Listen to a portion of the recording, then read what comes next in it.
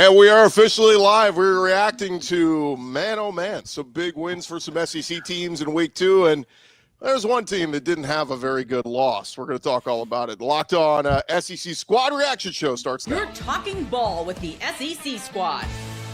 From Alabama to Tennessee, from Georgia to Oklahoma, from Auburn to Texas, it's the local experts of the Locked On Podcast Network bringing you scoops, breakdowns, and the most comprehensive preview of the upcoming SEC weekend.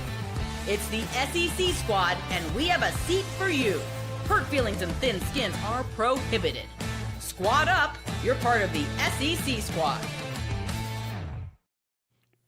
And what's up, everybody? It is a Sunday reaction to SEC Week 2. We had some monster wins across the conference, and tough loss for Kentucky, but I feel like their fan base feels a little bit encouraged, and the other team that lost, they don't feel very good at all. We're going to talk all about it. And guys, welcome in our panel today. We got Jay Smith, Locked On Sooners. We got Brandon Olson, Locked On Gators. Luke Robinson, Locked On Bama. We got Chris Marlowe, Locked On Gamecocks. John Miller, Locked On Mizzou. And Clint Chamberlain, Locked On Bulldogs. I'm Chris Gordy, host of Locked On SEC. And by the way, today's episode brought to you by Gametime. Download the Gametime app, create an account. Use our code LOCKEDONCollege for $20 off your first purchase. We're streaming out to all of our shows live, so if you guys want to get in, feel free to leave a comment. We'll pop up some comments on the screen as we get started. But rather than get straight to the bad, guys, the good, the bad, the ugly, I'd like to start with the good, because there were some monster wins last night in the SEC. And, Jay, let's just start with you. Oklahoma, huge win over Michigan. Michigan cuts into a one-score game late. But Oklahoma prevails and really flexed their muscle. I never felt like Oklahoma was in danger of losing this one. Yeah, neither did I. For the most part, we were sitting on roughly a double-digit lead through most of the game. Like I said, cut it down to 7. If there's anything I can really say about this game, we left probably 21 points on the field. We shot ourselves in the foot a couple of times. We had them in their own territory, and then we not only muff a punt, and then the next time we have them like inside the 10-yard line, we freaking hit the punter. So it's roughing the kicker. So you kind of give them a little bit of yardage. They get a little bit of momentum, but the good thing is that we've only allowed them to get field goals. The start to the second half was a little bit disappointing. But I recognized exactly what the problem was. I went back and watched the film like 3 times, and I noticed Brent Venables got the play out a little late. And you can't do that when you have a true freshman at corner, because then they're going to miss their assignment. He was supposed to fill that hole. He didn't. It's okay, because he was targeted 8 times in that game, and he only allowed 1 catch. Shout out to Cortland Guillory at corner. So Oklahoma did what we wanted to do. We muscled a Michigan team that's known for muscling people. We shut them up. We pushed them around. We punked them the way that we need to punk them, and we walked out with a double-digit win. Anybody else have a reaction to Oklahoma's game? I mean, look, you kind of knew Bryce Underwood being a true freshman. It wasn't going to be pretty. It wasn't going to be pretty, but you did anticipate Michigan. I think actually Oklahoma dominated that game. I mean, I know the score, box score, like we said, came, but looking at it, just eyeballs told me Oklahoma has the same identity they did last year. Jay's been telling us for a while they have a defense. They had offensive line. There was huge injuries on the skill positions. Well, all of a sudden, get a running back, get a quarterback to compare or to combine with those. And it looks like all of a sudden Brent Venables is a master class kind of coaching. He might still be okay, but what it really comes down to is you got the guys in the right position to execute well. Oklahoma, I said, is going to ruin somebody's season. Well, not just ruin somebody's season, make their own season. And now they're looking like a good bet to take the over on their win total. I was really impressed with Oklahoma. I'll say this, the most interesting thing to me about that game was when Underwood and Justice Haynes sort of got into it on the sidelines. That was just kind of bizarre to see. Justice Haynes is the dude. Look, I saw somebody say this isn't Michigan from 2 years ago, and that's true. There's no doubt. This is still a Michigan team that, again, they look pretty good, and it's a big win for Oklahoma. And right now, I don't know who else you'd put in the Heisman front seat other than John Mateer. He looks fantastic to me. Oh, talk about Taylor Green from Arkansas, which we'll sure get into. The kid's got 10 touchdowns in 2 games. No one seems to be talking about it. Bad week to be in the camp of the SEC sucks. I don't know what they're talking about on the Big 12 show this week. Maybe basketball. I don't know. It's definitely the basketball Arizona State season in game. Kansas. I can tell you that. No, it's not you go. Kansas. It's definitely not Kansas. Maybe Coach Prime did something new. It's wearing a different shade of shades. I don't know. But it's a bad week to have just headlines dominate your show instead of actual substance. That's all I'm going to say. So I'm glad we're all here and we get to partake in the substance of this week. Well, John Miller, let's throw that in. I mean, Mizzou, look, it was early on. It wasn't pretty. Kansas seemed to be dominating this one, and then Mizzou kind of flipped the script. Yeah, it was a weird first quarter. Missouri had a great first drive, and then Kansas scores 21 unanswered in that first quarter, including Bo Prabula coughs up the ball. Kansas runs it into the end zone. Really, other than that, though, I thought Prabula was pretty tremendous in the game. You want to talk about people who should be getting at least noticed more nationally. He's off to a great start. Yeah. You consider 3 touchdowns, no picks, more than 300 yards in this game.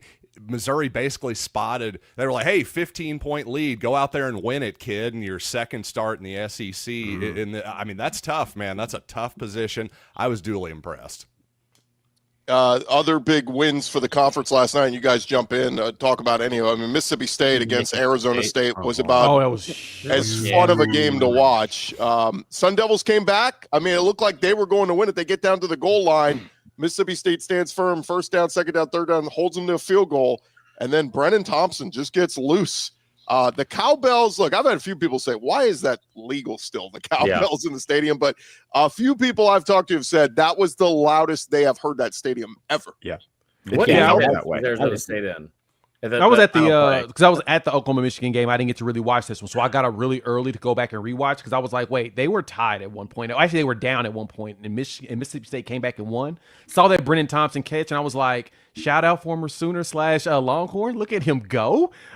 Jeff Levy's out there putting together some special stuff on the offensive side of the ball, and the defense was not even really a slouch. They only gave up 333 yards for a team that used to be like a turnstile. They would let everybody just go past them in offense and on runs and on passes. Gotta give it to them. They made Arizona State 82 passing yards.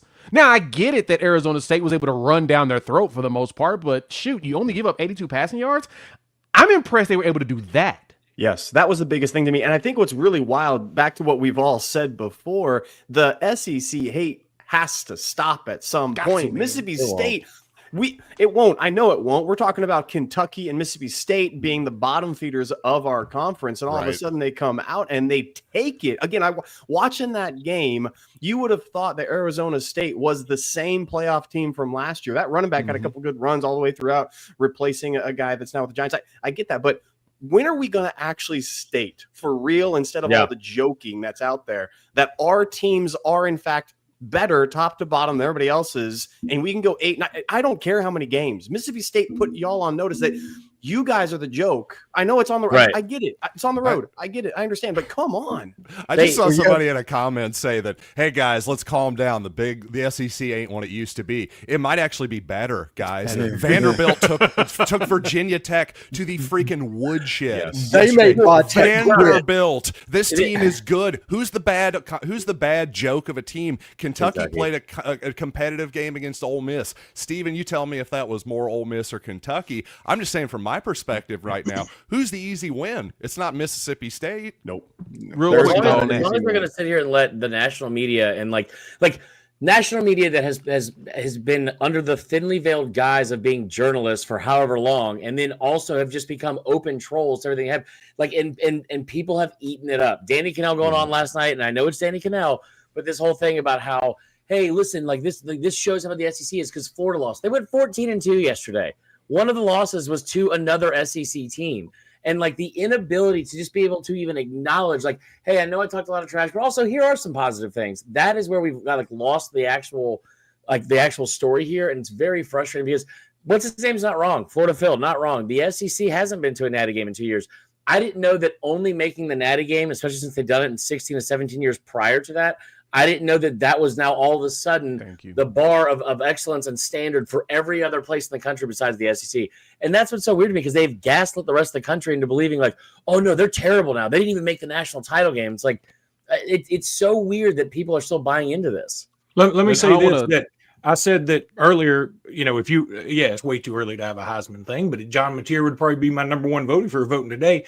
But I'll say this. there is no quarterback in this country who plays within his system like Diego Pavia. Yep. Now, he's not better than Mateer. He's not better than Nussmeier, but watching Pavia was just a masterclass on this is what my coach wants me to do, and I'm going to do that because I believe in him. And it was a beautiful thing to watch because they were down 10-0. And in the old days, if Vanderbilt gets down 10-0, you might as well just go ahead and go to the house. Correct. So because the game's over. And so it was a beautiful thing to watch. I really enjoy watching this Vanderbilt team. You know, I'm going to go back to about their best game. They lost the turnover battle and had 11 penalties.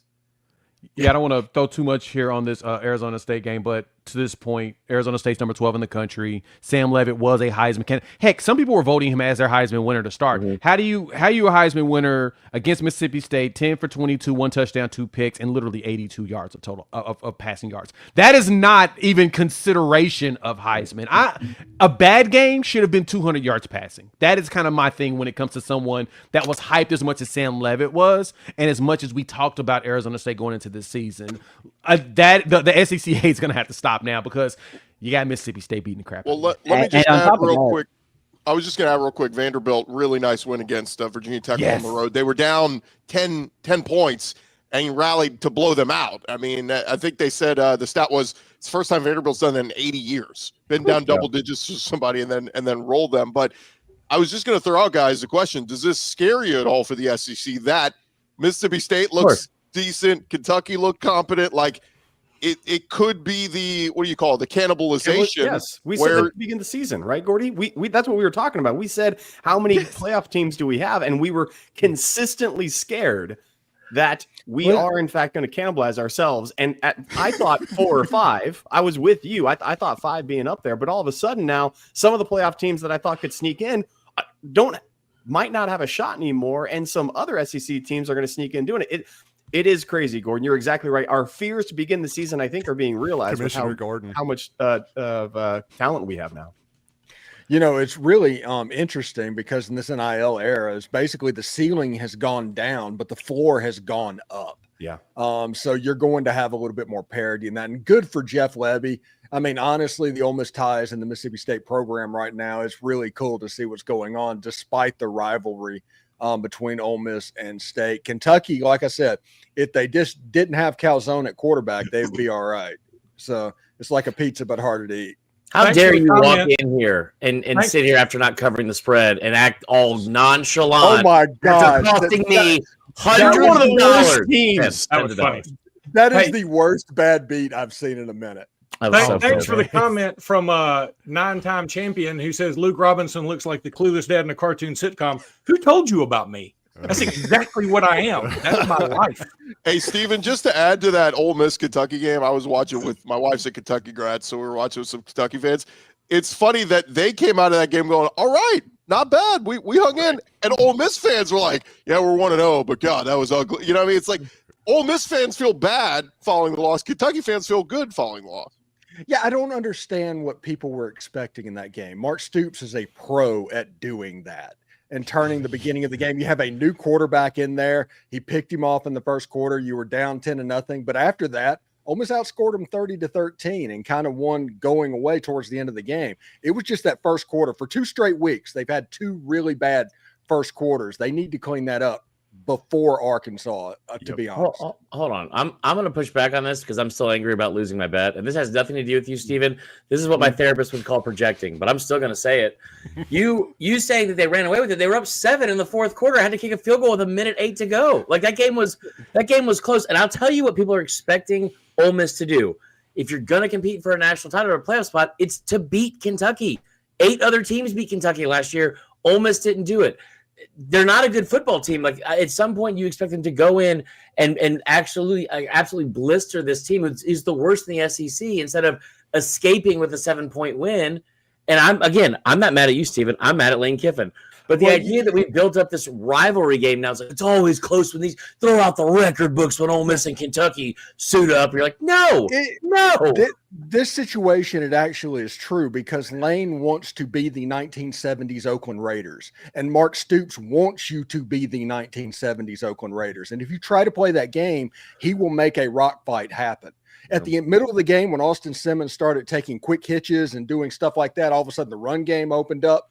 And that was whenever they were able to take over. But the first quarter was a bad look for Ole Miss because Austin Simmons struggled trying to force the ball down the field as well. Once they just settled in, they were okay. This was a game that Ole Miss had 158 yards before contact in the run game. And that happened because of the quick game that they brought out. So this was not the Kentucky game from a year ago. This team, Ole Miss lost this game last year. They literally did. If the first quarter started, Ole Miss would have lost this game a year ago. This time, Ole Miss not only turned it around, they kind of started pulling away. It was a 10-point game with a minute left, and there was one big play that started a field goal for a bad beat. But Ole Miss loses this game a year ago, seriously. Well, hold it right there, guys. We've talked some about the good. There was more good. We'll get to more good later. We'll get our thoughts from our guys who aren't here, but we've put it off enough. We're going to get to the bad, Brandon Olson. Coming up next, we're talking about the Florida Gators losing to South Florida. That's coming your way next. Hey, real quick, guys, I want to remind you about our friends over at SupplyHouse. When the opening whistle blows on a new repair, get your crew moving forward with SupplyHouse. Order today. See parts on your doorstep tomorrow. Over 280,000 plumbing, HVAC, and electrical items from the most trusted brands in the business. Real-time inventory, honest lead times keep you from punting projects, while their industry-leading customer service always has your blind side covered. If you need parts fast for a project, SupplyHouse has next-day delivery. Talk about a game changer. Join their free Trade Master program today and score some serious perks like priority shipping, lower prices, and a dedicated support line. Visit supplyhouse.com. Sign up for free and use our promo code SHCollege5 for 5% off your first order. That's supplyhouse.com. Real people, real service. This episode also brought to you by friends at Gametime. Look, I used the Gametime app this past weekend. College football's back, and the best way for you to get tickets and avoid all those endless queues, hidden fees, prices jumping at checkout, the Gametime app, the app that gives you the advantage, back to fans. It's the easiest way to score last-minute tickets at the best prices. No surprise fees. What you see is what you pay. Pull up the Gametime app, couple taps. You're going to see amazing deals. I'm talking your favorite college football games as low as $25. For Brandon Olson in Florida, maybe as low as $10 if Florida Gators keep losing games. Take the guesswork out of buying tickets, college football tickets with Gametime. Download the Gametime app, create an account, use our code LOCKEDONCollege. Get $20 off your first purchase. Terms apply. Again, that's promo code LOCKEDONCollege for $20 off. Swipe, tap, ticket, go. Download Gametime today with the Gametime app. All right, gents, we get into it. The deep disappointing performance of the weekend. The Florida Gators somehow losing to South Florida, who I said on the show last week, they looked impressive against a good Boise State team. And people went, oh, well, Boise stinks. Florida's going to take care of USF, and USF beats Florida 18-16. Another Grammatica kid. We can't get rid of the Grammaticas. They just keep kicking field goals. But, Brandon, I'll give you the floor. That was ugly. Yeah, that was second worst loss of my life as a Florida Gators fan. It was brutal. I mean, that was just awful. I think that easily the worst performance of DJ Lagway's young college career so far. I thought it was an awful coaching performance of just undisciplined football throughout. It was horrible. The 11 penalties, including 30 yards of defensive penalties on the game-losing drive, including one of those being spitting on another player. Just, I mean, I talk about stupid decisions that cost Florida games, right? Or partially cost Florida games. I think that those two penalties, missed tackle led to a 30-yard gain on a screenplay on that final drive. Billy Napier had burned a timeout. And honestly, that drive that started with 2 minutes and that drive that started with 2 minutes and 40 seconds left, DJ Lagway checking out of the run to throw the out route and then throwing it too far, leading to an incompletion, and then being forced to punt when Vernell Brown III dropped the wide open, or not wide open, but when he dropped the catchable ball, hit him in both the hands. Horrible game management has been a big thing for Billy Napier since he got hired at the University of Florida. Going to probably continue to be a thing until he's fired from the University of Florida. But I mean, this is as simple as coaching has failed yet again and going to continue to fail, I guess. It's tough. Not wearing jorts. Thank you very much, JJ Brand. Not wearing shorts, just not wearing wearing bad pants. That's it. Yeah, I we were talking about this in the green room before we started, and I was wondering what would Tennessee look like when Alex Golesh leaves. And then I was asking myself, what does Alex Golesh really do? Because this is Josh Heupel's offense. Like, what is he really out there putting together? And Tennessee kind of looked a little step back on offense. Young quarterback, they looked a step back.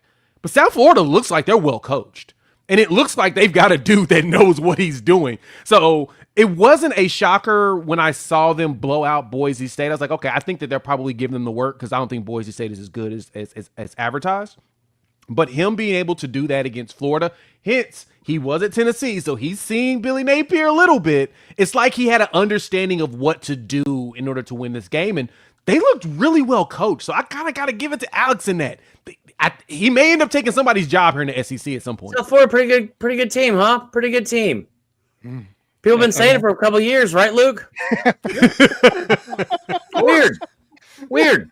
Yeah, they got dudes. I mean, I joked on the podcast today that when they shook hands after the game, I bet you that Billy Napier just handed Golesh his office keys because he's like, "You'll need these next year." Yep. When you're coaching over here.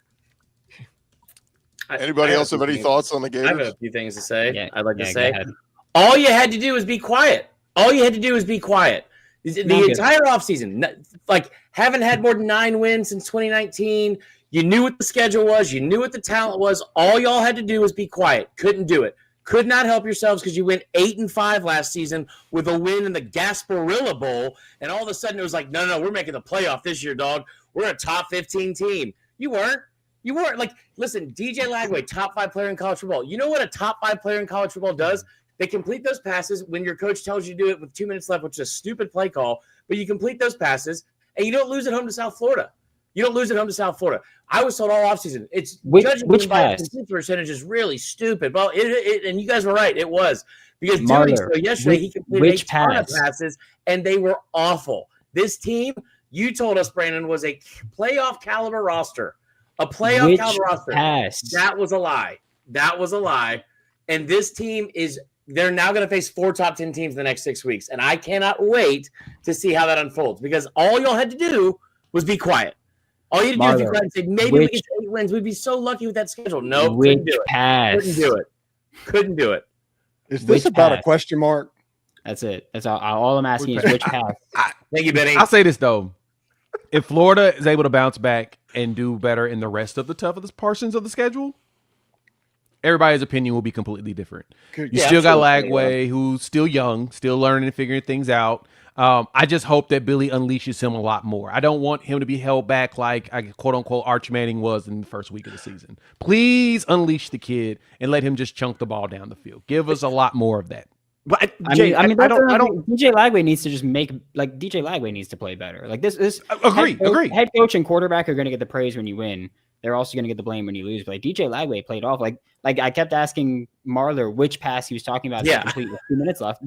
I'm asking because DJ Lagway checked out of a run to throw that out route, which is why I'm saying Billy didn't ask him to throw that play. Is what I'm going to say. I think that was Lagway's fault. That's Peyton Thorne level stuff right there. Yeah, no, it was awful. That was a. I'm sure he won't get the same backlash that Peyton Thorne got though for the entire year because he was the savior of this program. And I'll tell you that I saw in the comments over here, Marler ranting now, but wait till South Carolina loses 5. The difference is I didn't spend the entire offseason talking about how this team was a playoff caliber team and was only going to dominate all these people. And that's what I don't understand because you have the track record. Remember, they wanted to run off Mullen. Because of how bad Mullen was. Mullen took him to back-to-back 3 years in a row, New Year's 6 bowl games and back-to-back 10-win seasons. Couldn't deal with it. Had to go get Billy Napier. So, personally, I can't wait to see what Auburn Jr. does in this coaching hire because they've knocked it out of the park over the last 15 years. Should be really entertaining. In fairness, Florida was one of the hottest teams in the country down the stretch last year. They got their crap together. Lagway looked good. The defense played lights out, and they finished on how many games in a row did they win, Brandon, including the bowl game? They won 4. Yes. Once Lagway came back, they didn't lose again. So, I mean, there's justification for buying into the hype. But, guys, the next 4 games at LSU, at Miami, home for Texas, and at A&M, Does anybody think they go 3-1 or even 2-2 in Did that? they just add those games to the schedule, or were they there all year, like in the preseason? Because that was one of my biggest arguments all offseason. Did they just add those on this week? No. Okay. All right. Cool. Just wondering. We keep on saying, and Jay, we say, hey, unleash Lagway.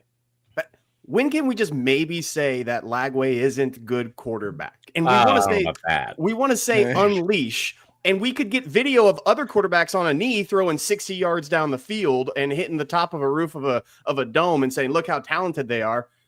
You have to play quarterback, and you could be all predator, physicality, those kind of things.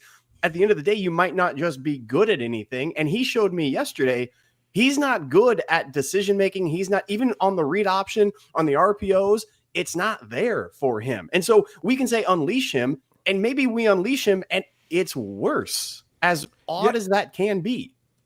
Yep. That's a fair point. And it's more of a, as a true sophomore, he does have to make better decisions. And Brandon, you mentioned that as well, is that he's checking out of a play that leads to something that's probably not desirable. Should have probably left it into that run. So, yeah, he's going to have to get better at the decision making. The physical tools are there. We all know that part. But, Clint, you are right. He's got to get better at being just quarterback. And at some point, hopefully we'll see it. But it's never a guarantee. So I try to give the benefit of the doubt because he's young. But at the same time, the reality there is right now he's just not playing good ball. The bigger issue with him being banged up the offseason is just not getting the reps, because he's young and we know he's physically talented, but needs the reps. That's it. That's true. At quarterback, you got to throw the ball a lot. Injury, and more talent and bad coaching and just excuse after excuse. He's bad.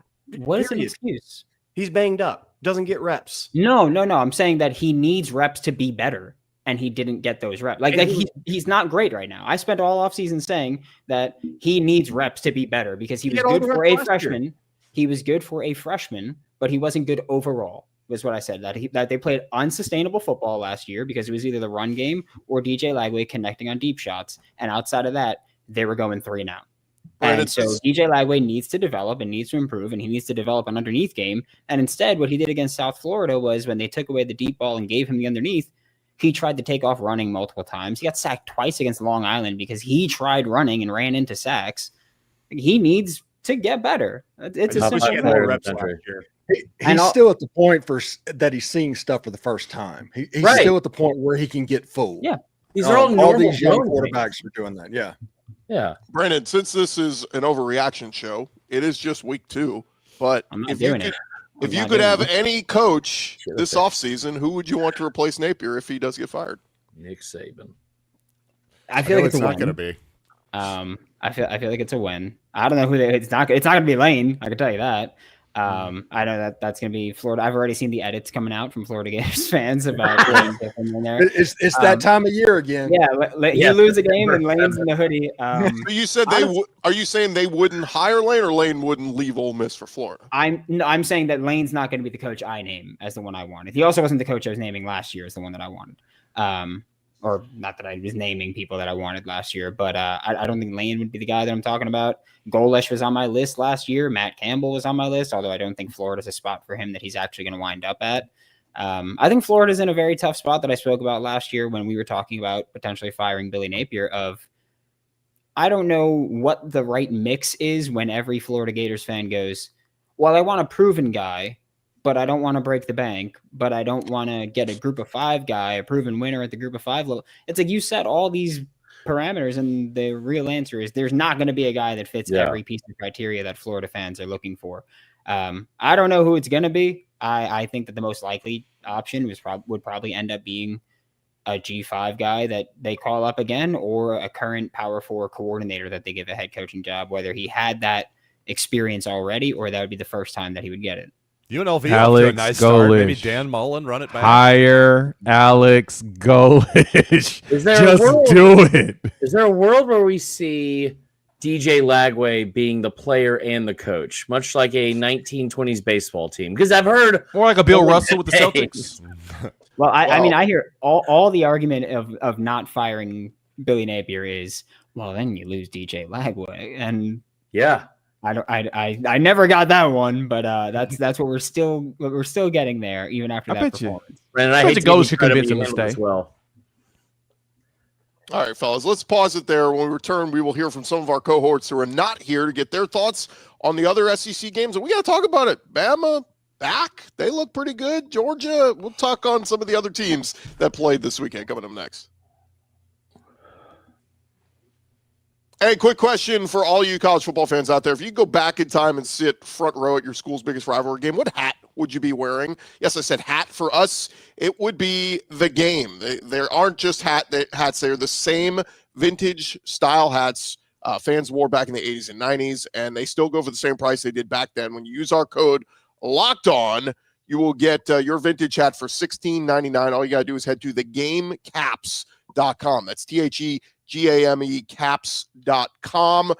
Grab your team's classic bar or retro circle design and use code LOCKEDON for an exclusive discount because legends wear the game. That is thegamecaps.com. I got you're an Alabama fan. Luke, you want to get in on the Tide? They got that for you. Plenty of great caps up there. Thegamecaps.com. Make sure you use our code LOCKEDON to get your special hat, your first hat for $16.99. The problem with that hat, Chris, is they don't make it in hydrocephalic, so I can't wear it. Yeah, I know you've had that problem with helmets and everything. You just can't fit anything. I got a lot of issues. Yeah. I've got the strongest neck in the universe. Let's hear from some of our cohorts who cannot join us because they're us heathens are here avoiding church. So let's get to some of the guys who are heading to church. Let's start with our guy, Zach Blackerby. Auburn, 2-0. Hey guys, how we doing? Hope all of you are well. What an incredible weekend of SEC football, except for Florida. Yikes. Yikes. Wanted to give you all a quick update on Auburn, Ball State, because all y'all do is bash Auburn when I'm not there. Thought Jackson Arnold looked good. I thought Auburn's running game looked good. They made it very clear that they were going to try to do stuff offensively that is kind of seen as a weakness right now, to use the game against Ball State to get better, which I think is the right way to handle those games. So take that for what it's worth, but I think Jackson Arnold took a step forward as a quarterback on Saturday. They'll have another chance to do that against South Alabama, who lost a close one to Tulane. They might be a little bit better than I expected them to be. We'll see. Then obviously they head to Norman to take on what looks like a very good Oklahoma team. Can't wait for that in 2 weeks, but happy SEC Squad Sunday to all of you guys, even Brandon Olson.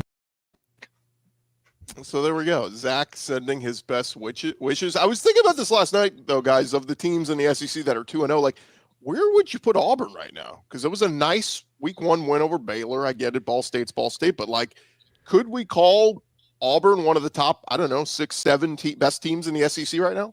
Can we call the cops on him recording that while driving? Just pull over, Zach. I mean, what are we like? What kind of time constraints are we on right now that we have to do this while driving? He has somebody children. was in the back seat carrying tags off mattresses too. I mean, he's just doing all kinds Georgia of him to be a danger on the roads. That was crazy. Well, shout out to Zach, but nobody buying Auburn right now is one of the best teams in the SEC. Top half, maybe. I might agree with that. I'd go top half of the SEC, but me too. I'm not going top 3 or 4. The other teams are better established, more consistency, more talent, better coaches. I think Auburn's hitting their stride right now on what they needed to do, knowing what's ahead for them and knowing that, just as Zach has said all season, 6-6 is the worst outcome. It either needs to be 2 wins or 9 or 10 wins, and I think Auburn knows that. They're playing really well as of now, but no, historically speaking, it's going to take depth and it's going to take better coaching. It's going to take better skill positions. Auburn is who I've seen them to be the last couple of years. Even when we played them, they gave us fits running the ball. Peyton Thorne gave fits running the ball and keeping that game close, and they have talent on defense. Top half, I'd give it to them this year because they're playing well. They're executing well. Yeah, it all comes down to how good is Baylor. I mean, that's the answer to the question we don't have at the moment. Big win for them yesterday. Good. Yeah, they beat SMU, gave up 45 points. They could have some problems on defense, which isn't that what Dave Aranda is supposed to be good at? Good Lord. Yeah, I mean, there's a lot there. So I want to wait. I think what is their first SEC game? It was either Oklahoma or A&M. Oklahoma. Yeah, but then both are on the road. Yeah, that game is going to really tell the tale of what we have with Auburn. I'd rather Dave Aranda give me advice on hair growth than be my defensive coordinator right now. I can tell you that. I also think you're a little bit low on Auburn because of the fact that it is the 12th ranked roster. We've talked about this before. I know it's going to ruffle some feathers. I think that they have a much better team than people think, but they do have to play a lot of road games. If you watched into the environment last night, Jordan Hare did look like it was pretty lit. I will also say to the Auburn fan that came in and their first comment was about Alabama, never going to beat the allegations. Let's just throw out there, guys, some of the other games. Let's start with Texas, San Jose State. For those who watched, this was on ABC, the early game, nationally televised game, and I thought an opportunity for ESPN to showcase Arch Manning, and it was rough in like the first drive, and then he kind of got going and ended up throwing 4 touchdowns, ran for 95, 4 touchdowns. Yeah, he looked good, but no surprise. I mean, we said this. They were gonna, with these 3 home opponents, they get UTEP next and then Sam Houston.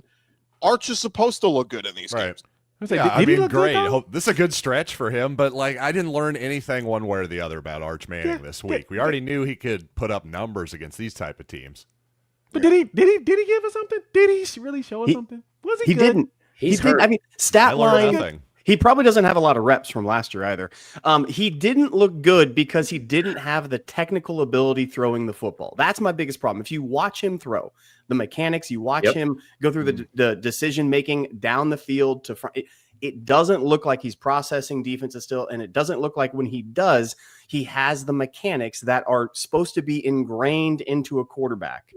It didn't look that way, so the stat line looks all right, but put him in any other vacuum, and I'm not happy with the performance. You take a name away from it, you blur all the logo of the Texas, and you get the orange out of it, and you just look at somebody and say, hey, look at this guy throwing the football. What do you think? Coaches are not going to come away pleased with what they're watching. No, I agree. What do you think about Georgia's offense, Clint? 10 offensive linemen rotated out, 2 starters gone. And we ran about 32, I think is the unofficial number of screens into the boundary that we called specifically because nothing was going to be on tape for Tennessee. So the thing that I watched that I'm very happy about from last year, these are the 2 biggest points that Kirby wanted to have. And he has 12 to 15 things he always goes through every single week. He says, I have 12 to 15 goals on offense and defense. It was very, very, very apparent to me. What he wanted to see was a power run game, regardless of the play call. I knew the play was going to come. He motioned the tight end from pre-snap motion, went to the other side of the quarterback on the running back. Whatever side the running back was on, the run was going the opposite direction with a pulling tackle, pulling guard, pulling something, power on that side. It was almost as if Kirby said, I'm going to tell you the play on the other side, coach, and I want my guys to still execute and get 4 yards. And it was. So to even add to that, and I agree in looking at portions of the game, it reminded me of Oklahoma, Illinois State. And I try to tell people they don't want to put anything on tape for Michigan. They don't want Michigan to know what they're going to do. They're going to play a whole bunch of kids. It was basically a dress rehearsal game. And this is what it felt like with the Georgia game too. They were playing with their food the entire time. And they were like, we're just dress rehearsing people to see who we actually going to have as our final players to go against a big matchup, because Tennessee is going to be a tough game. They're going to Neyland Stadium this year. And Joey Aguilar actually looks pretty good. So you want to make sure that you're not walking in there stupidly thinking, oh, we're just going to dominate them because they're Tennessee. This may be a game where there actually will be a challenge. Plus, you needed to get Stockton some throws. Like, he needed reps. Like, we're joking about reps with everybody else. He kind of does need more reps because we haven't seen a lot of it. So they played with their food in this game. They won. Like, we knew the game was never in jeopardy, but yeah, it didn't feel like they were trying to put anything on tape. They just wanted to hand the ball off and just go run down your throat. That's exactly right. And the defense, the other side of the ball, defensively, Kirby Smart wanted to get better in the trenches of stopping it. And again, I keep saying this, but every single time I look at film, CJ Allen, Raylan Wilson, and Justin Williams are absolute monsters on the inside, and they are tackling. Their tackling percentage is way up. This game against Tennessee, whatever the number comes out, I'm taking the under on the game in Tennessee. I know Tennessee's got a good offense, and you can be called an offensive genius when you're playing easy things and just throwing the ball over the field and running up 70, 60 points. This game is going to hit the under in Neyland Stadium next week is almost a lock for me. Yeah, it's an interesting take on Georgia. I mean, they were, Clint, what was the spread? It was like 48 and a half. Yeah. You had Georgia not cover that spread. You had LSU just I mean, playing around with Louisiana Tech. They were like 35-point favorites or something. So it's just it's this weird dynamic. I don't know how much this is transfer portal. I don't know how much this is coaching staff not wanting to show something. Guys just coming in and having a huge matchup one week and then a letdown the next week. So I don't know. All I know is it's just win games, right? That's the right. biggest thing. By the way, TT in the comments, you're exactly right. Chris Cole is a name that nobody is talking about, but that guy is an absolute monster off the edge. He can play every position in the defense. He's going to play star for Georgia this year. That's awesome, dude. You think no one's talking about him because they played Marshall and Austin P? Not even Austin Poop, Austin P. You were like 5 seconds away from losing the only friend you have on this squad show. Just so you're there. Hey, Luke, Austin Poop, not Austin P, is pretty good, Clint. Pretty good stuff. Luke, give us a thought on Bama, because I mean, look, it was everybody crap on Bama the last 7 days, and so Bama comes out. I get it's Louisiana Monroe, but I mean, that's about as dominant of an ass kicking you can give somebody. Yeah, look, I know, I titled my podcast "We're Back" because I just wanted to tick off some opponents, but we're not necessarily back. But I'll say this. That was as good a performance as you could have after the performance you had at Florida State. That if you're a fan and you're just going to poo-poo this as like, it's ULM, no big deal, you can beat the heck out of somebody and not look good doing it. But Alabama looked sharp. Ty Simpson made some nice throws. I'm not putting Alabama back in the playoffs yet. I'm not doing anything like that. They've got a long way to go. There is no doubt. But it seemed like the staff got some memos about some players.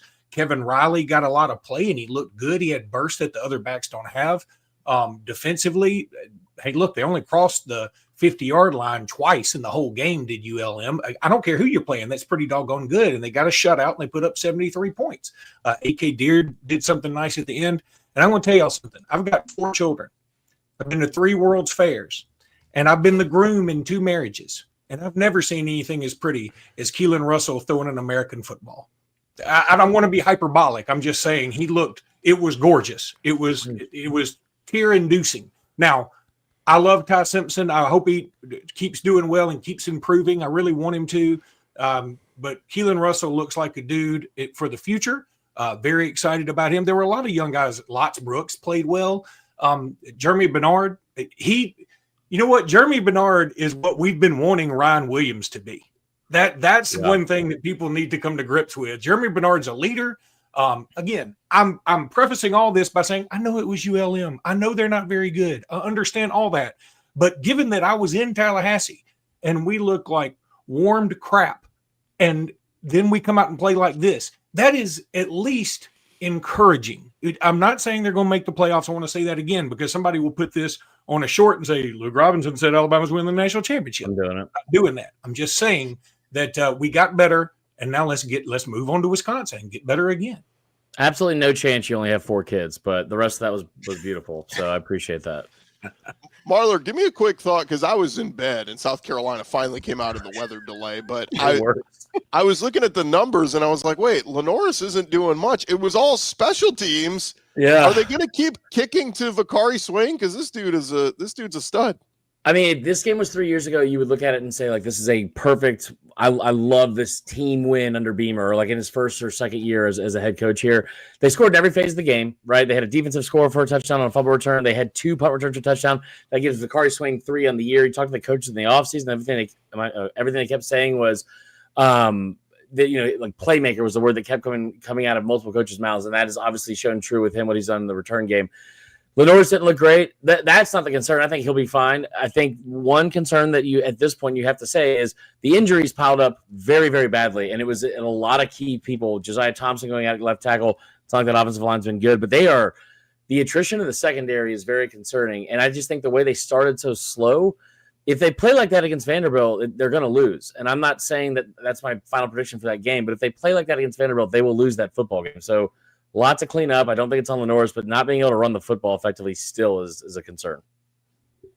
Let me just throw in Texas A&M because I watched that one. They beat up Utah State 44-22. I'm a little worried for those who didn't watch the games. I mean, the defense is pretty good for A&M, but you give up 24 to UTSA and 22 to Utah State. Now you're going to go to Notre Dame. I'm just a little worried about the A&M defense, which I thought was going to be a strength. That's Mike Elko's strength over there. But the offense, Concepcion and Craver have really opened up that passing game for Marcel Reed. So just wanted to add that for A&M. Any other games you guys want to give a thought on, and how are we feeling right now heading into week 3? I'm just saying, Russ-tastic, by the way, Josh Hoople has already lost many home games. You're waiting for him to lose a home game. He has already done so 4 times, and it's not going to lost the line.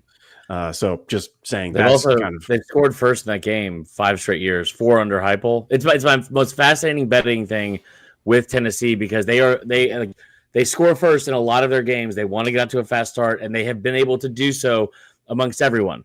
But doing it against Georgia provides a little bit more value if we're talking about a betting standpoint, and they have scored first on them every year. Now, they are also 0-4 in those games. So I was just going to say they took out 14 points, and then Kirby came back and held them to it after that the whole rest of the game. Quickly, I'll just say I'm really interested to see what Arkansas looks like at Ole Miss this week. They've scored 110 points in 2 weeks. Are they for real? I want to see it. And what's that? Yeah. Did I see that line is 10, Steven? Ole Miss minus 10? If it's at 10, it's gone up. It started out at 9.5. Wow. It's moving. It's the SEC's drunk uncle of the football game. Yeah. Every single year, something bizarre. So like I said, you would find out it's like, oh, JFK Jr. was alive and at that game. Yes, it would make sense because it's Ole Miss and Arkansas. Yeah, it's like Ole Miss, 2 teams that always are the drunk uncles is them in Kentucky. It's the Arkansas-Kentucky game. It's always wild. I'm going to be honest, man, going into this week, we got a road game, man. We got to go up against Temple. They have scored 97 points in the first 2 games, and we ain't seen Temple do this in like some years. So I'm a little nervous about what that's going to look like in Philadelphia. They're in their actual stadiums. Chris, don't you dare do that to me. You let me have this moment. We have never seen Temple do this because we don't watch Temple football. Yes, you have. You watch. I know you are a degenerate. Do not act like you're not a degenerate. I have seen you do stuff for even wilder things. Right? Hey, let's not talk about what we've seen Marler do. He does some strange things for some change, but I digress. It's going to be a fun week in SEC ball because I really hope that we continue to shut the haters up. Can we check with Spencer? He'll tell you. No one seems to talk about even John, which like we said this. I said this all week, and I hope that people got to watch it because I know the Ole Miss game was on at the same time. But in a light slate where most of the games were on at night, and obviously the Florida game was on at the same time too. But like that Missouri-Kansas game, I kept calling it like the Egg Bowl of the Midwest. Like those 2 teams and programs hate each other so much. One of the best moments of the entire weekend. Somebody brought it up in the chat. Yep. They gave away $25,000 at halftime to make a field goal. This guy used that opportunity to go out on the field, pick up his shirt, and have it painted on his chest, FKU, and then took the kick instead of aiming anywhere close to the goalpost. He aimed directly at the Kansas sideline and kicked it right at him, which is just like peak SEC. That guy was the MVP, no doubt about it. I mean, seriously, like what an unbelievable sense of humor, first of all. And I believe, and the guy's a heck of an athlete too. He actually has an artificial leg. He's like on the, the Paralympic like golf tour. Like he's a basketball wheelchair player. See, the guy maybe could have even made the kick, honestly. So the fact that he kicked it toward the sidelines anyway, I mean, 2 thumbs up. Just bravo. Yeah. I'm truly curious. He's a basketball wheelchair player, and he was kicking a field goal. That is amputated out of bounds. He's got an artificial leg. That's like Marler's like doppelganger or something in like another universe. At 9 o'clock this morning. Do you know how much of a loser I feel like? Exactly. Hey, I got a question for you all though. I'm truly curious. A&M traveling to Notre Dame. How do y'all feel about that game? A&M weird Colts. Just one's religious. Yeah, if you want to get past the Texas 8-4 stuff, you have to win games like this. Yeah. That's how that starts. I'm going to be leaning toward Notre Dame. That's all I'll say. You know who Notre Dame played this week? Mm-hmm. Does anyone know who Notre Dame played this week? They were all no, they played nobody. They played one game in week 1 and then took their bye week in week 2 before they played Texas A&M. Which again, I'm just glad they're playing this game in an actual stadium, not an MLB stadium, and calling it a home game or an away game. So. Good for Notre Dame. Hey, real quick, it's like an SEC game. Before we start to wrap up, guys, Clint, your big game. We do get 4 SEC games this week, we mentioned it. Georgia's going to Knoxville, and our buddy Eric Kane on the way to church, giving us his take. Hey, what's up, guys? Eric Kane, host of Locked On Ballsville Sunday Morning Reaction, and again, it was 72-17. Tennessee modern program era records for points in the game: 72 first downs, 41. The opponent.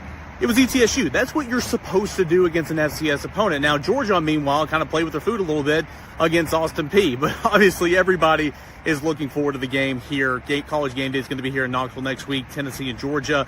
That's what the focus was last week. That's what the focus is going to be this week. And you just wanted to enter that game, with some momentum. And I think Joey Aguilar did just that. Tennessee continues to run the football at an elite level. Sure, you have a lesser opponent. You have an inferior opponent in front of you. What do? You beat the crap out of them. And that's exactly what Tennessee did on Saturday against the Bucks from ETSU. The real season starts now. Tennessee and Georgia, Week 3, College Game Day here at Neyland Stadium. And, man, we're going to learn an awful lot about both these teams this time next week. Clint, you think we're going to learn a lot? We are going to learn a lot, and the lot is going to be, what does Kirby actually think of Josh Heupel? Can he score more than 17 points against him? That's going to be the biggest question, because it hasn't been done yet, and he hasn't shown he could do it. And to me, Josh and Stoops are the same coach in Kirby Smart's mind. I know Tennessee fans want to call him an offensive genius, but Kirby Smart goes into Kentucky every single year and says, if I score 14, I'm fine. Let's go. I score 13. Heck, I score 10. It doesn't matter to me. He has something on Josh's system that other people don't. He's into that. If he can progress, I've always said this, Lane progressed last year, and I gave him kudos, and he really matured. This year, can Josh do the same? I don't know if he can from what I've seen. Even against Eastern Tennessee, he was out there doing the same stupid stuff unless he changes his whole entire who he is and what his habits are for Georgia, which he hasn't shown he wants to do. I'm confident that this game's going to be low scoring and close, but it's going to come down to the run game, and I trust Georgia's defense more than I do Tennessee's defense. They lost too much. Isn't Heupel like one of 3 SEC coaches with a winning record against ranked teams? Is it just that he's bad against Georgia that you think he's bad? That's what I'm trying to say. Yeah, everybody calls him this offensive genius. What I'm saying is Kirby Smart has him in a locker because he – yes, great job. Pun he intended. Has a system on him. He knows his tendencies, and he plays them really well. Okay, cool. All right. I was wrong about Oklahoma, Jay. Congrats. Bye. All right, gents. Good. We'll wrap it up there unless anybody has any other thoughts. We will be back later this week with our SEC Squad show, making our official picks for SEC Week 3. And just a quick note, it will be Arkansas at Ole Miss. We'll have Florida at LSU. We'll have Georgia at Tennessee and Vanderbilt at South Carolina. So it's going to be a fun slate of SEC games. And, man, could Billy Napier already be cleaning out his office after Week 3? That would be nuts, though. No, it'll be very nuts. I was wondering about the Vanderbilt one. I don't think we got Corey up. I was kind of curious to what Marler had to say about that matchup coming up. It's fun. Let's throw Corey up there real quick. What's up, everybody? It is Sunday morning.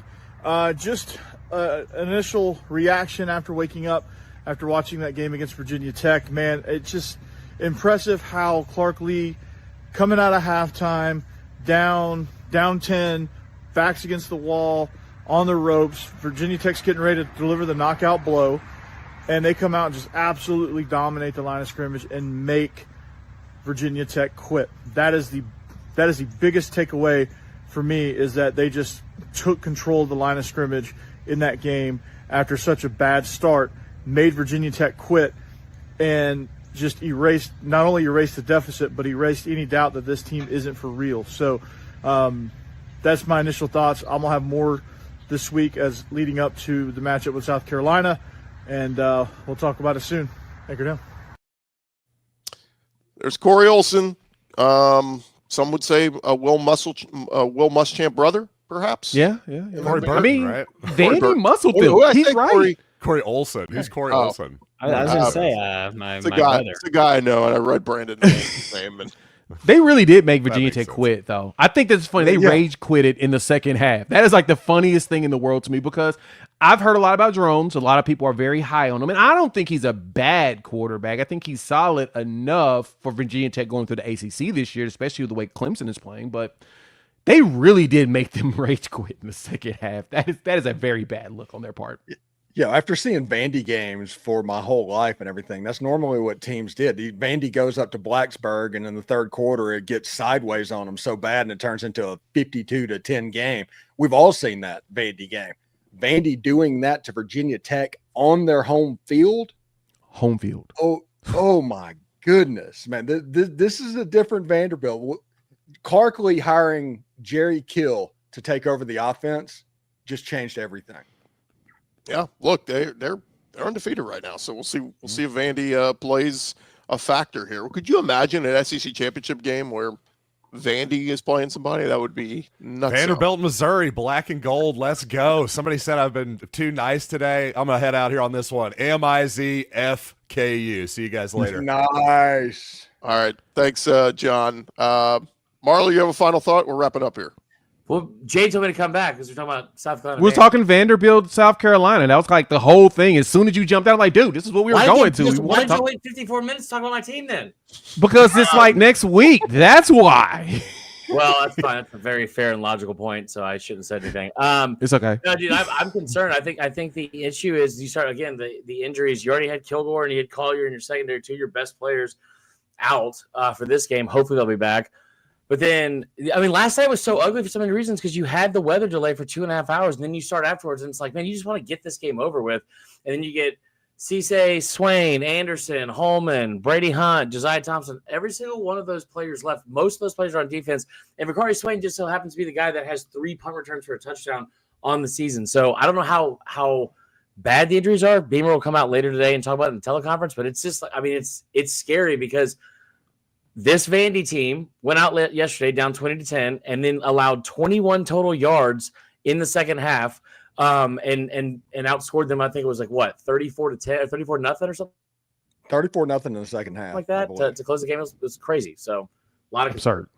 Yeah. We'll leave it there, guys, because we got NFL about to kick off. Hey, reminder. I got a couple things I want to talk about. Locked On in College. Fire TV present College Football Kickoff, your ultimate college football weekly preview. You can catch College Football Kickoff every Thursday throughout the season only on Fire TV. For Brandon Olson, Jay Smith, Chris Morrow, Stephen Willis, I'm Chris Gordy. We'll talk to you guys on the Squad Show later this week.